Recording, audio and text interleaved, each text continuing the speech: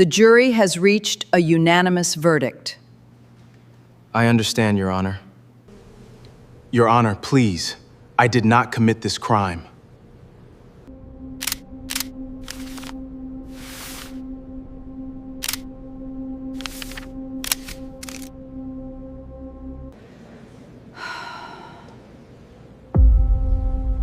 The Hennepin County Courthouse opened its doors at 8 o'clock a.m., but by 7:40, on the first day of State versus Marcus Calloway, an 8-year-old girl was already sitting on the cold marble bench outside Courtroom 4B, her feet not quite reaching the floor.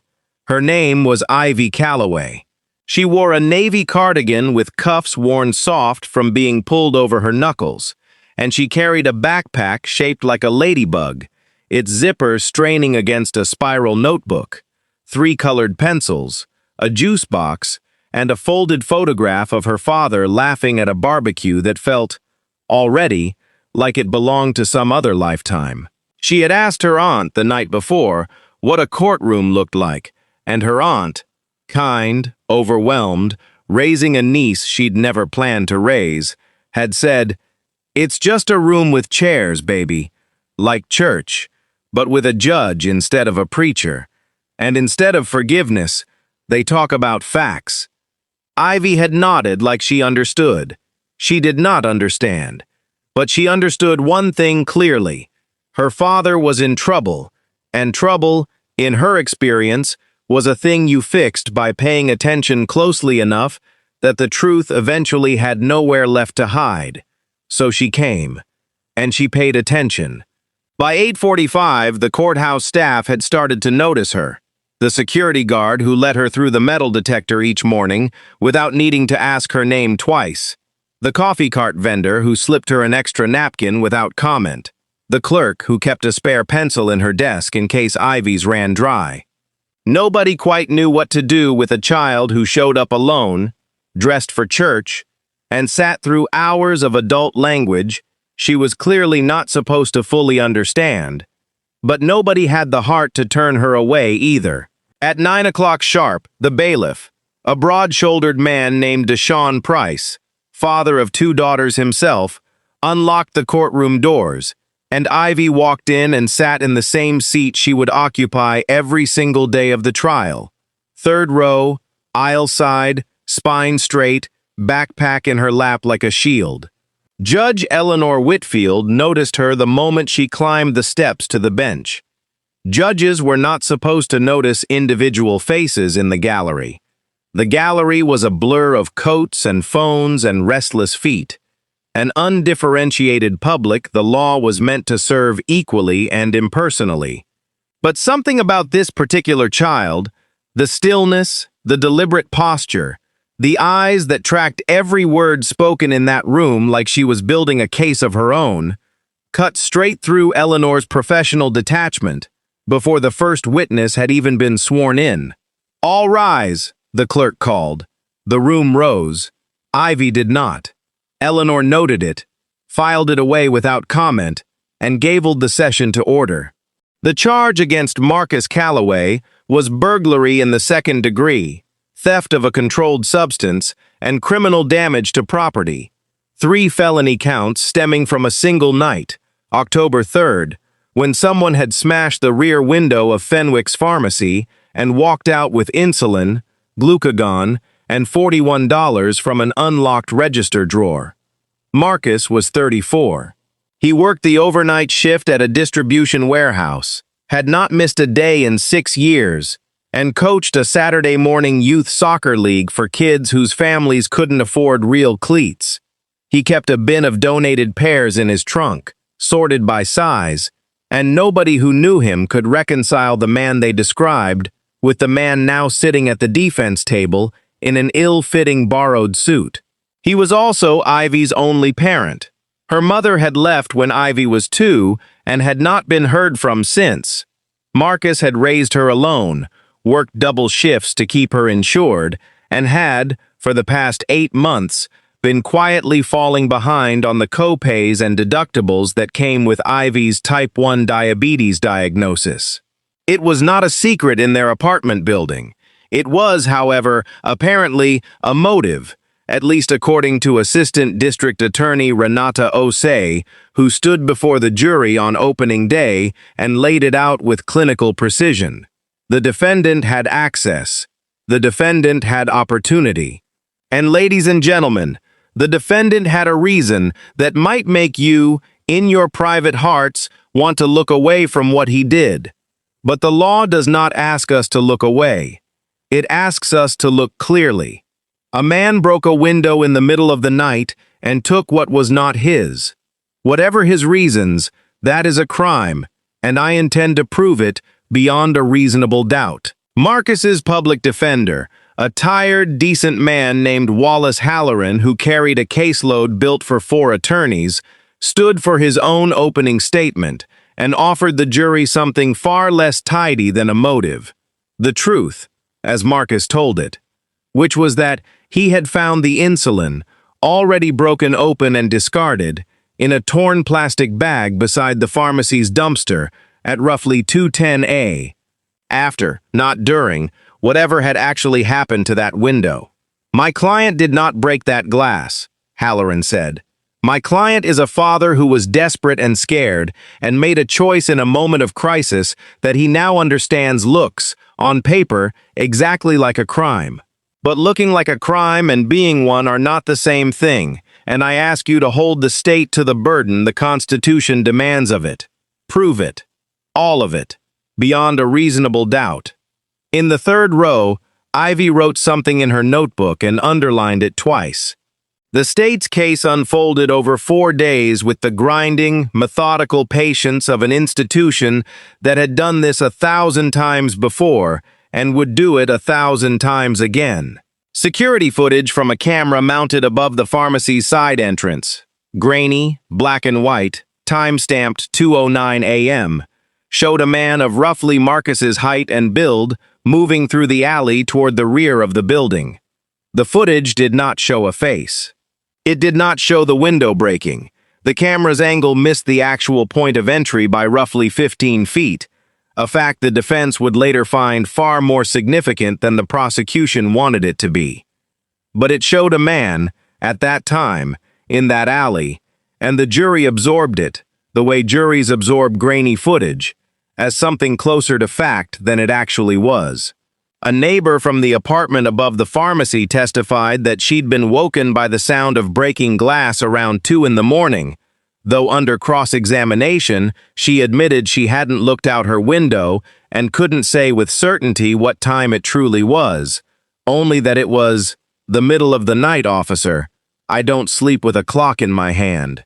The most damaging piece of physical evidence was a single latent fingerprint lifted from the pharmacy's side door frame, not the broken window, the door itself, that a state forensic technician matched, with reasonable confidence, to Marcus Calloway.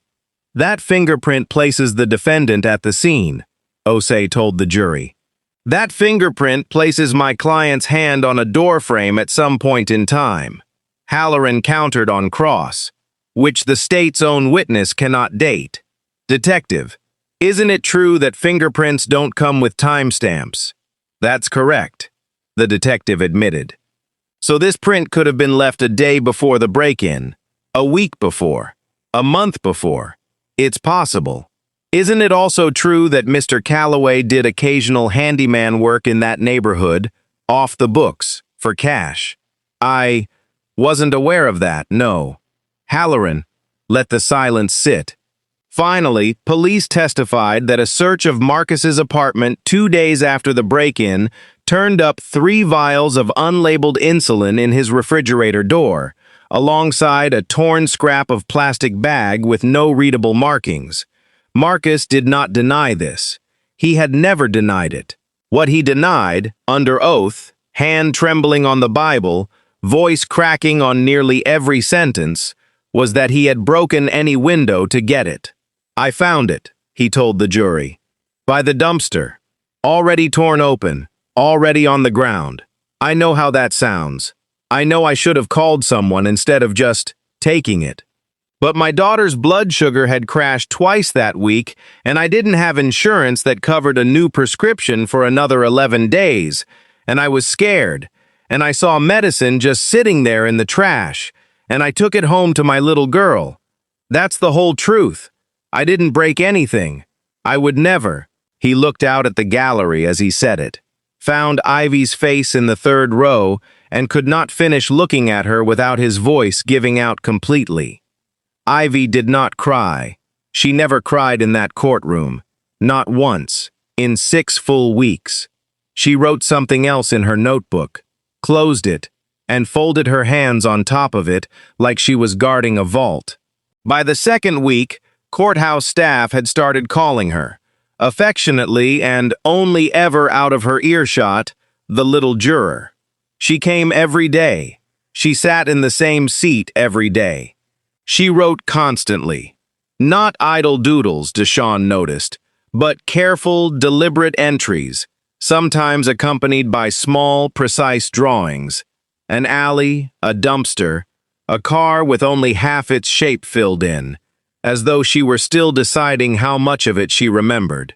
Twice, during recess, she tried to approach Halloran directly, notebook page torn free and folded into a small, determined square. Both times, Deshawn intercepted her gently before she reached the defense table. "I know you want to help him," he said, crouching to her eye level the second time, his voice pitched low and kind. "But there's a process, sweetheart. Only people the judge has approved can talk about what happened that night in this room. It's not that nobody wants to hear you, it's that there's a right way for you to be heard, so it counts." "But I saw something," Ivy said, and for the first time in 2 weeks, her steady composure wavered, just slightly, at the edges. "I saw who really did it." Deshawn's chest tightened. He had 22 years on this job and had learned, mostly the hard way, not to make promises he couldn't keep to children in courthouses. "If that's true, baby, the very best thing you can do is tell your dad's lawyer that, privately, outside this room. Not slip him notes during a session. Can you do that for me?" Ivy considered this with the gravity of someone weighing a contract. "Okay," she said finally, and put the folded square back in her backpack. She never tried to hand it over again. Not because Deshawn's advice didn't make sense to her. It did. But because, in the quiet architecture of her 8-year-old mind, she had made a private calculation. Lawyers lost. She had watched Halloran lose objection after objection, watched the prosecutor circle her exhausted father with facts sharpened into weapons, and she had decided, somewhere around day 9, that there was exactly one person in that entire building whose word actually ended an argument. She was not going to waste her only chance getting it to the wrong person. She would wait for the judge. Nobody in courtroom 4B knew that Eleanor Whitfield had once been a mother who did the same frantic pharmacy math Marcus Calloway now stood accused of solving illegally. 14 years earlier, before the robe, before the bench, before the careful, deliberately unreadable expression she now wore as armor, Eleanor had been raising a 7-year-old son named Toby, with a congenital heart defect that required a specific medication their insurance, for 6 agonizing weeks one winter, had refused to pre-authorize. She remembered the pharmacy counter with a clarity that never dulled. She remembered a customer service line that put her on hold for 40 minutes while her son's prescription sat unfilled behind the counter. She remembered standing in a drugstore aisle at nearly midnight, doing arithmetic no parent should have to do, rent or the refill, the electric bill or the refill, while Toby slept in the back seat of the car because they couldn't risk losing the parking spot closest to the emergency room. Toby did not die from that particular gap in coverage. He died 2 years later, from the same underlying condition, in a hospital that had, by then, approved everything without hesitation. Too late to matter, though the doctors were careful never to say so directly. Eleanor had built an entire career on the conviction that the law had to be blind and even-handed, applied the same way to every person who stood before it, or it wasn't law at all. It was simply the preference of whoever happened to be sitting in judgment that day. She believed this fiercely. She had built her whole professional identity around it, in fact, precisely because she knew, better than most, how dangerous it was to let a judge's private grief bleed into a public ruling. But every morning, when she climbed the steps to her bench and looked down to find Ivy Calloway already seated, already still, already watching, with the unnerving attentiveness of a child who has decided that watching is the only power available to her, Eleanor felt 14 years peel back like old varnish. She said nothing. She ruled evenly on every objection. She kept her voice level through every difficult moment of testimony. That, she reminded herself nightly, alone in her chambers, was the job. The job was not to feel. The job was to be fair. She was not entirely certain by the second week of trial that she still believed those were the same thing. By the third week, the case had shifted, the way sympathetic defendants with unsympathetic facts often do, from a trial toward a negotiation. Renata Osei was not a villain in this story, whatever the defense implied about her in closing arguments to come. She had a conviction rate to maintain and a supervisor who wanted certain crime statistics to look a particular way ahead of a contentious re-election cycle, but she also had a conscience she hadn't entirely sanded down in 11 years of prosecuting, and Marcus Calloway's exhausted, decent face haunted her more than she admitted to anyone, including herself.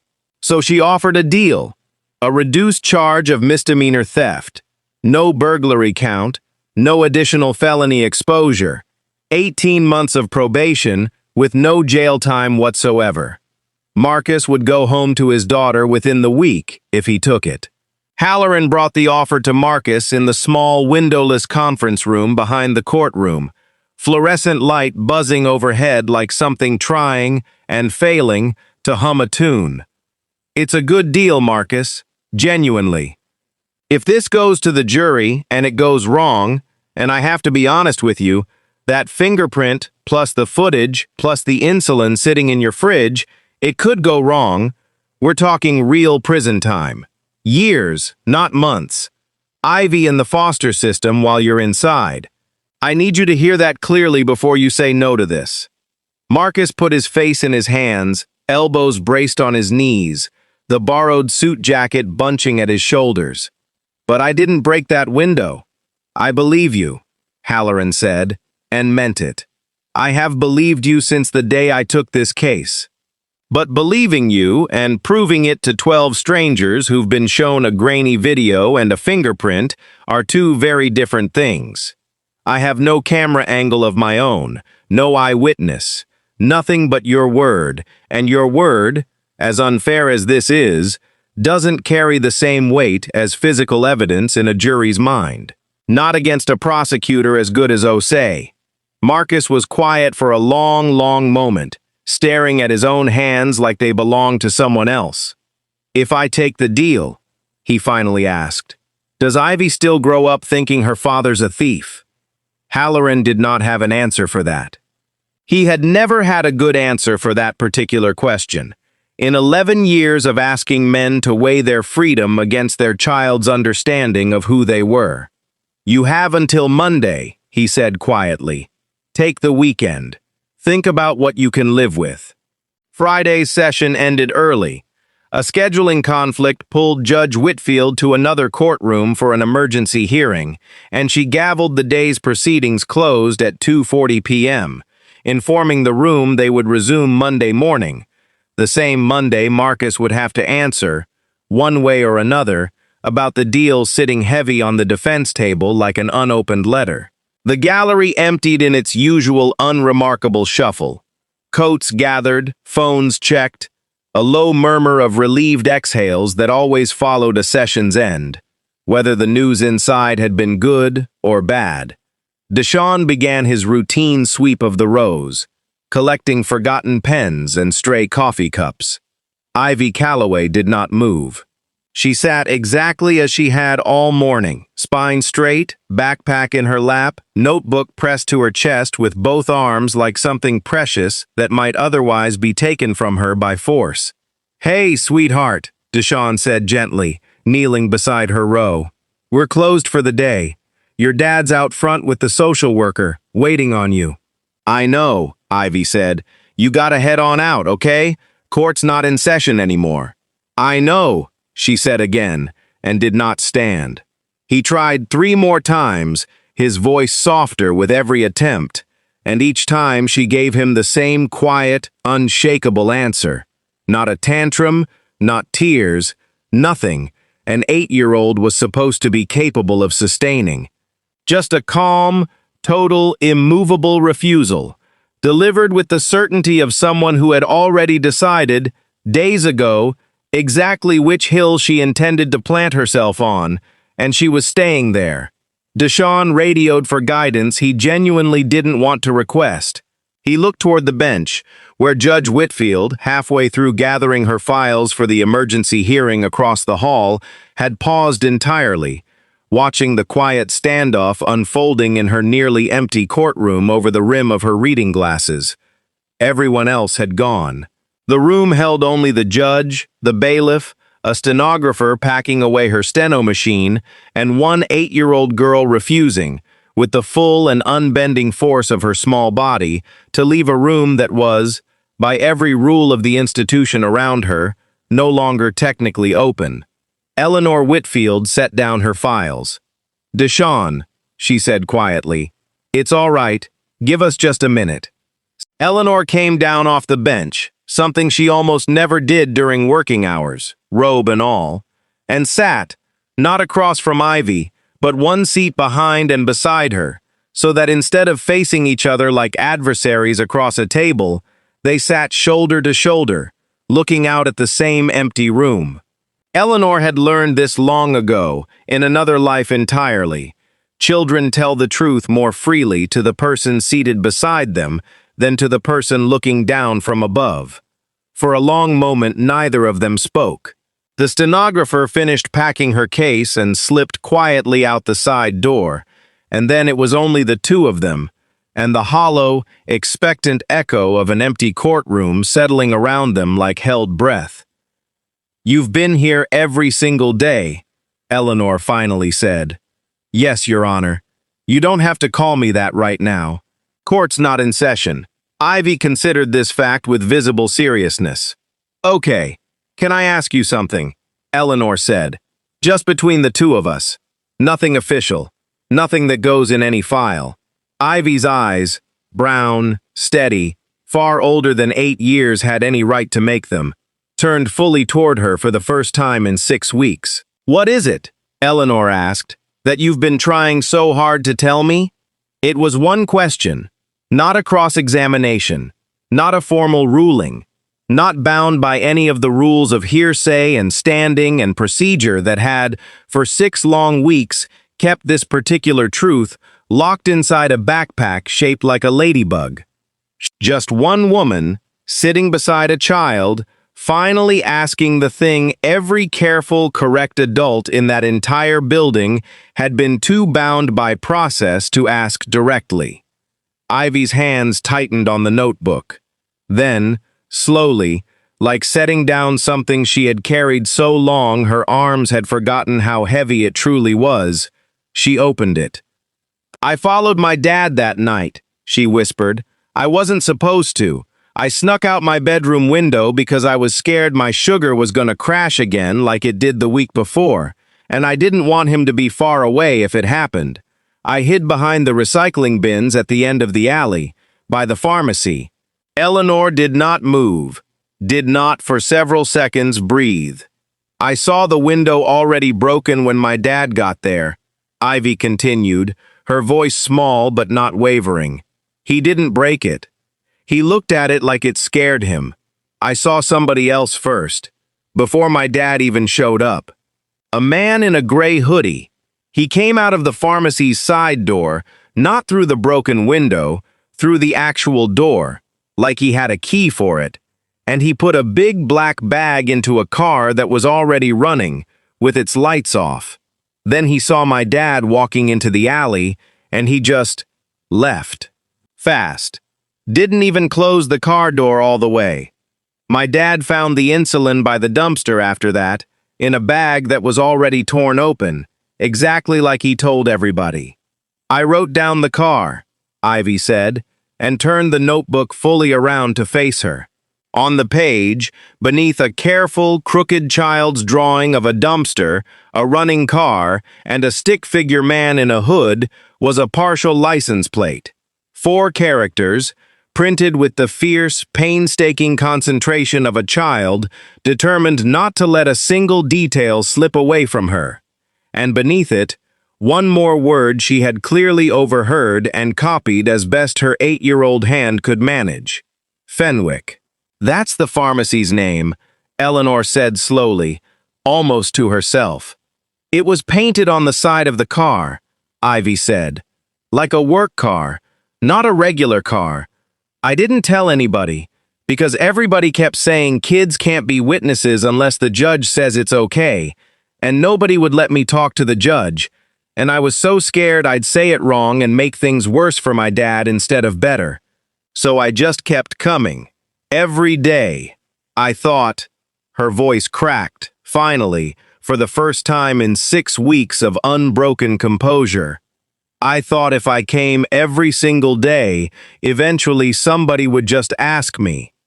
Eleanor Whitfield sat very still in her own empty courtroom, looking down at a child's careful, desperate drawing of the truth nobody had thought to ask for, and felt 14 years of private grief and public duty collide inside her chest, like 2 trains meeting, at last, on the very same track. "You did the right thing," she said, and her voice, for once, did not sound like a judge's voice at all. "You did exactly the right thing." What happened next was not instantaneous, and it was not magic. Eleanor could not simply announce a verdict from a private hallway conversation with an 8-year-old, however true it felt in her bones. But she could, and, before the sun set that Friday, did summon both attorneys into her chambers, disclose the entire conversation on the record with scrupulous precision, and order the lead detective to pull employee logs, delivery schedules, and vehicle registrations connected to Fenwick's pharmacy for the night of October 3rd. Renata Osei, to her considerable credit, did not resist the reopening for even a moment. A prosecutor who cared more about her conviction rate than the truth would have found a dozen procedural reasons to bury a partial plate number written by a child in crayon-colored pencil. Osei read Ivy's 4 characters, read the word Fenwick printed beneath them, and had her phone out before the judge finished the sentence. It took 4 days. The detective traced the plate to a company delivery van assigned that particular week to Fenwick's overnight inventory contractor, a man named Roy Petrosky, 41, who records eventually revealed had been quietly siphoning controlled substances and cash from 3 separate pharmacies across the metro area over an 8-month span, staging apparent break-ins each time to mask the resulting inventory shortfalls from corporate auditors. The smashed rear window at Fenwick's had been his own doing, broken from the inside to simulate forced entry, timed deliberately for a night he knew, from his own inventory access, that the alley camera had a documented blind spot in its motion sensor. Marcus's single smudged fingerprint on the side doorframe, the piece of evidence that had loomed largest over the entire trial, was explained within 90 seconds of the detective's follow-up call to the pharmacy's elderly former owner, who confirmed that Marcus had fixed a sticking hinge on that very door, off the books, as a neighborly favor the previous spring. Nobody had thought to ask about it, because nobody had thought to ask Marcus anything beyond what the state needed him to answer. Roy Petrosky was arrested on a Tuesday morning at the second pharmacy on his rotation. He confessed by Wednesday afternoon, once the delivery logs and vehicle registration made further denial pointless, and once his own attorney made clear that cooperation, at this point, was the only card left to play. The following Monday, Courtroom 4B was fuller than it had been at any point in the trial. Word travels quickly through a courthouse, and everyone, it seemed, wanted to witness how the story ended. Judge Whitfield read the motion to dismiss into the record herself, her voice even and unhurried in the way it had been for 6 full weeks, though anyone watching closely that morning might have noticed her right hand resting, just briefly, on the edge of the bench, as though anchoring herself to something solid. In light of newly discovered evidence, independently corroborated by delivery and employment records, and further confirmed by a signed confession from the actual perpetrator of these offenses, the state moves to dismiss all charges against the defendant, Marcus Calloway, with prejudice. "So ordered," Eleanor said, and brought the gavel down once, softly. The courtroom did not erupt the way rooms do in films. It simply exhaled, one long, collective release of breath, as though the entire building had been holding it since the first week of October. Marcus rose to his feet, and his knees nearly failed him entirely. Halloran caught his arm and held it a moment longer than strictly necessary. And in the third row, Ivy Calloway was already moving, already running, small sneakers slapping hard against the courtroom floor in a manner that would have earned anyone else in that room a stern word from the bench, straight into her father's outstretched arms. He lifted her the way, presumably he had lifted her 1,000 times before this entire ordeal began. Easily, instinctively, the motion of a man who had never once stopped being her father, not for a single day of this, no matter what any charge sheet had claimed. "You're not a thief," Ivy said fiercely into his shoulder, her voice muffled but absolutely certain, as though she were correcting the official record one final, decisive time. I told them the truth. I kept coming, and I finally got to tell them." "I know, baby," Marcus said, his voice breaking apart entirely for the first time in 6 long weeks. "I know you did. I heard you did." Eleanor Whitfield did not linger for the courtroom celebration. Judges rarely do. That particular room, in that particular moment, belonged to the people who had fought to survive it, not to the person who had merely presided over the fight. But before she stepped down from the bench for the final time that day, she looked once more toward the third row, empty now, for the first time in 6 weeks, and allowed herself, just for a moment, to imagine a different courtroom, 14 years in the past, where someone, anyone, had simply knelt down beside her own son and asked him the one question that might have changed a great many things. There had been no one to ask, back then. There had been no question at all in that other life, only forms, denials, and a system too preoccupied with being technically correct to ever be genuinely human. She thought about that as she signed the dismissal order that afternoon. She thought about it again that evening, alone in her chambers long after the building had emptied out around her, staring at a small, careful drawing of an alley, a running car, and a stick-figure man in a gray hood, a photocopy Ivy had let her keep, folded now into the back of a private notebook Eleanor never brought onto the bench, the one reserved for things a judge was not, strictly speaking, supposed to keep at all. Justice. She had believed her entire career, lived in precedent and procedure, and the slow, patient, even-handed application of rules built to outlast any single person's private grief. She still believed that, fundamentally. It was, after everything, still the only system she trusted to protect people who had no other protection.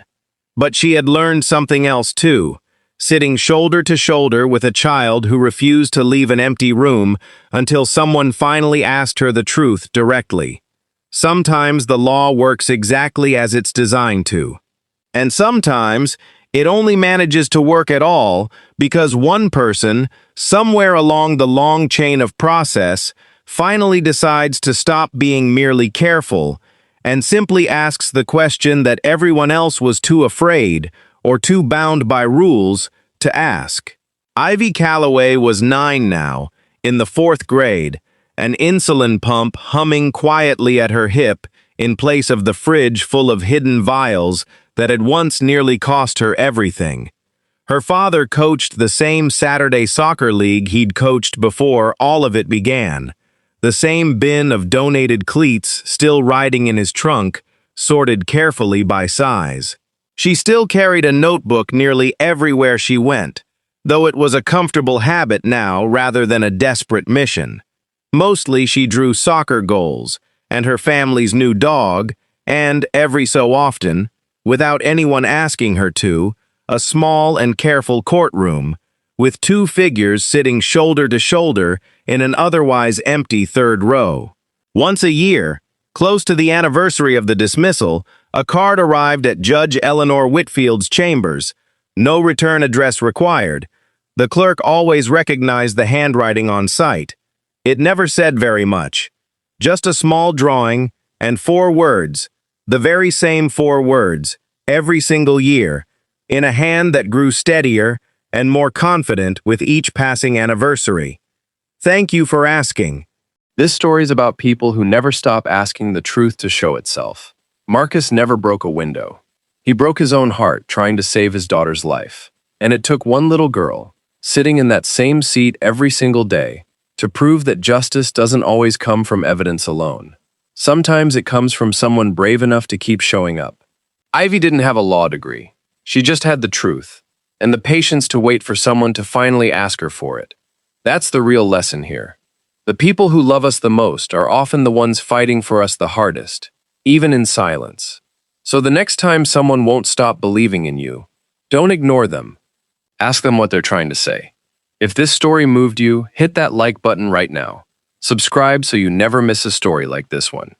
And drop a comment below. I want to know, have you ever had someone fight for you the way Ivy fought for her dad? Share this with someone who needs a little hope today.